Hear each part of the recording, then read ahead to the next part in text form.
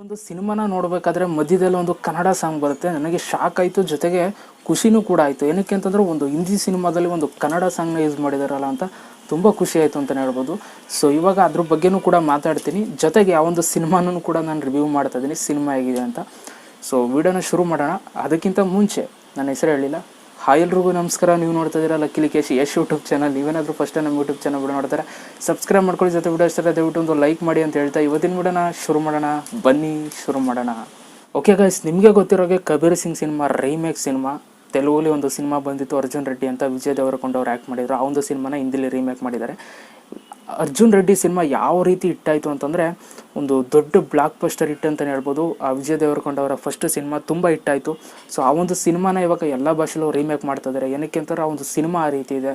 So ನಮ್ಮ ಕನ್ನಡ ಭಾಷೆಯಲ್ಲೂ ಕೂಡ ರೀಮೇಕ್ನ ಮಾಡ್ತಾ ಇದ್ದಾರಂತೆ. ಸೊ ಯಾರು ಮಾಡ್ತಾರೆ ಏನು ಅಂತ ಗೊತ್ತಿಲ್ಲ, ಬಟ್ ಆ ಒಂದು ವಿಷಯ ಓಡಾಡ್ತಾ ಇದೆ. ಸೊ ಯಾರು ಮಾಡ್ತಾ ಇದ್ದಾರೋ ಅಂತ ಇನ್ನೂ ನನಗೆ ವಿಷಯ ಗೊತ್ತಿಲ್ಲ. ಸೊ ಈ ಒಂದು ಸಿನಿಮಾನ ಇವಾಗ ಹಿಂದಿಲಿ ರೀಮೇಕ್ ಮಾಡಿದ್ದಾರೆ ಕಬೀರ್ ಸಿಂಗ್ ಅಂತ. ಸೊ ಕಬೀರ್ ಸಿಂಗ್ ಯಾವ ರೀತಿ ಇದೆ ಅಂತ ಹೇಳೋದಾದರೆ, ನಿಮಗೆ ಕಬೀರ್ ಸಿಂಗ್ ನೀವೇನು ಅರ್ಜುನ್ ರೆಡ್ಡಿ ನೋಡಿ ಗೂಸ್ ಬಂಪ್ಸ್ನ ತೊಗೊಂಡಿದ್ರಿ ಅಂತಂದರೆ, ಗೂಸ್ ಬಂಪ್ಸ್ನ ಎಕ್ಸ್ಪೀರಿಯೆನ್ಸ್ ಮಾಡಿದ್ರಿ, ಅದೇ ಒಂದು ಪವರ್, ಅದಕ್ಕಿಂತ ಡಬಲ್ ಪವರ್ ಅಂತಲೇ ಹೇಳೋದಕ್ಕೆ ಇಷ್ಟಪಡ್ತೀನಿ. ಇದರಲ್ಲೂ ಕೂಡ ಎಕ್ಸ್ಪೀರಿಯೆನ್ಸ್ ಮಾಡ್ತೀರಾ.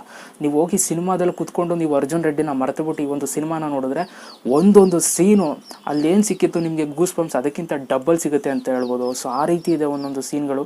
ನನಗಂತೂ ಕಪೂರ್ ಅವರ ಆ್ಯಕ್ಟಿಂಗ್ ಅಂತೂ ತುಂಬ ಇಷ್ಟ ಆಯಿತು. ಈ ಒಂದು ಸಿನಿಮಾದಲ್ಲಿ ಅವರ ಒಂದು ಬೋಲ್ಡ್ನೆಸ್ಸು ತುಂಬ ಇಷ್ಟ ಆಯಿತು. ನನಗಂತೂ ಆ ಒಂದು ಸೀನ್ಗಳನ್ನ ನೋಡ್ತಾ ಇದ್ರೆ ಇನ್ನೂ ಗೂಸ್ ಬಂಪ್ಸ್ ಹಂಗೆ ತಲೆಯಲ್ಲೇ ಇದೆ. ಒಂಥರ ಫೀಲ್ ಮಾಡಬೇಕಾವೆಲ್ಲ ಸಿನಿಮಾಗಳಲ್ಲಿ. ಸೊ ಜೊತೆಗೆ ಇದರಲ್ಲಿ ಒಂದು ಪ್ಲಸ್ ಪಾಯಿಂಟ್ ಏನಪ್ಪ ಅಂತಂದರೆ ಮ್ಯೂಸಿಕ್ಕು. ಅರ್ಜುನ್ ರೆಡ್ಡಿ ನೀವು ಮ್ಯೂಸಿಕ್ನ ಕೇಳಿರ್ತೀರ, ಯಾವ ರೀತಿ ಬರುತ್ತೆ, ಆ ಒಂದು ಫೋರ್ಸ್ ಯಾವ ರೀತಿ ಇರುತ್ತೆ, ಒಂದು ಬ್ಯಾಕ್ಗ್ರೌಂಡ್ ಮ್ಯೂಸಿಕ್ ಯಾವ ರೀತಿ ಇರುತ್ತೆ ಅಂತ ಕೇಳಿರ್ತೀರ. ಸೊ ಅದೇ ರೀತಿ ಇಲ್ಲೂ ಕೂಡ ಉಪಯೋಗಿಸಿದ್ದಾರೆ. ಬಟ್ ಇದರಲ್ಲಿ ಒಂದು ಸ್ವಲ್ಪ ಎಕ್ಸ್ಟ್ರಾ ಸೌಂಡ್ನ ಕೊಟ್ಟಿದ್ದಾರೆ. ಸೊ ಒಂದೊಂದು ಮ್ಯೂಸಿಕ್ಕು ಕೂಡ ಚೇರ್ಗಳನ್ನ ಅಳ್ಳಾಡಿಸ್ಬಿಡುತ್ತೆ. ಆ ರೀತಿ ಗೂಸ್ ಬಂಪ್ಸ್ನ ಕೊಡ್ತಾ ಇರುತ್ತೆ ಮ್ಯೂಸಿಕ್ಗಳು ಕೂಡ. ಬ್ಯಾಕ್ಗ್ರೌಂಡ್ ಮ್ಯೂಸಿಕ್ಕು ಚಿಂದಿಯಾಗಿರುತ್ತೆ. ಆ ಒಂದು ಸಿನಿಮಾನ ನೋಡಬೇಕು. ಈ ರೀತಿ ಸಿನಿಮಾಗಳನ್ನ ಮಿಸ್ ಮಾಡೋದಕ್ಕೆ ಹೋಗ್ಬಿಡಿ. ಒಂದು ಒಳ್ಳೆ ಸಿನಿಮಾಗಳು, ಈ ಥರ ಸಿನಿಮಾಗಳನ್ನ ದಯವಿಟ್ಟು ಥಿಯೇಟ್ರಲ್ಲಿ ಹೋಗಿ ನೋಡಿ. ಅವಾಗ ಮಾತ್ರ ನೀವು ಎಕ್ಸ್ಪೀರಿಯೆನ್ಸ್ ಮಾಡೋದಕ್ಕಾಗೋದು. ಜೊತೆಗೆ ನನಗೆ ಒಂದು ಶಾಕು ಕೂಡ ಆಯಿತು. ಏನಪ್ಪ ಅಂತಂದರೆ, ಈ ಒಂದು ಸಿನಿಮಾನ ನೋಡ್ತಾ ಇರಬೇಕಾದ್ರೆ ಒಂದು ಕನ್ನಡ ಸಾಂಗ್ ಬರುತ್ತೆ. ಅಂತಂದರೆ ಒಂದು ಹೀರೋ ಹೀರೋಯಿನು ಒಂದು ಕತ್ಲೆಯಲ್ಲಿ ಕೂತಿರ್ತಾರೆ, ಜೊತೆಗೆ ಅವ್ರ ಫ್ರೆಂಡ್ಸ್ಗಳೆಲ್ಲ ಕೂತಿರ್ತಾರೆ. ಸೊ ಹೀರೋ ಫ್ರೆಂಡ್ ಲವರ್ ಆಡುವಂಥ ಸಾಂಗು ಅದು ಬಂದು ನಮ್ಮ ಕನ್ನಡ ಸಾಂಗು, ಪ್ರೀತಿ ಅಂತ ಪ್ರಾಣ ತಿನ್ನೋ ಪ್ರೇಮಿ ನೀನು ಯಾರು ಅಂತ ಎಕ್ಸ್ಕ್ಯೂಸ್ ಮಿ ಸಿನಿಮಾ ಸಾಂಗು.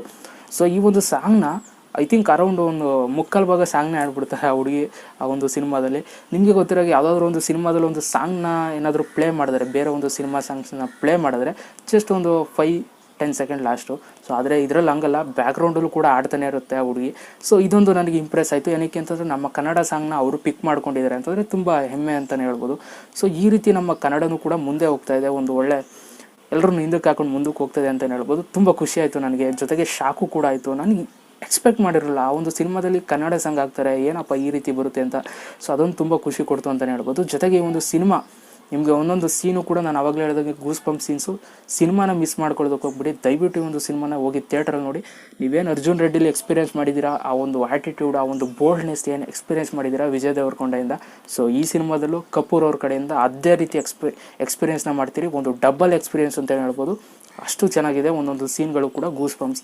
ದಯವಿಟ್ಟು ಹೋಗಿ ಸಿನಿಮಾ ನೋಡಿ. ಜೊತೆಗೆ ನೀವೇನಾದರೂ ಸಿನಿಮಾ ನೋಡಿದರೆ, ಯಾರೆಲ್ಲ ನೋಡಿದರೆ ಕಬೀರ್ ಸಿಂಗ್ ಸಿನಿಮಾನ ಕಮೆಂಟ್ ಮಾಡಿ, ನಿಮ್ಗೆ ಹೇಗೆ ಅನ್ನಿಸ್ತು ಅಂತ ಕಮೆಂಟ್ ಮಾಡಿ. ಕಾಯ್ತಾ ಇರ್ತೀನಿ ಅಂತ ಹೇಳ್ತಾ ಸದ್ಯಕ್ಕೆ ಇವತ್ತಿನ ವಿಡಿಯೋದಲ್ಲಿ ಇಷ್ಟನ್ನ ತಿಳಿಸ್ಕೊಡ್ತಾ ಇಲ್ಲಿಗೆ ಮುಗಿಸ್ತಾ ಇದ್ದೀನಿ ಕಣ್ರಪ್ಪ. ಎಲ್ರಿಗೂ ಬಾಯ್. ಜೈ ಹಿಂದ್, ಒಂದೇ ಮಾತರಂ.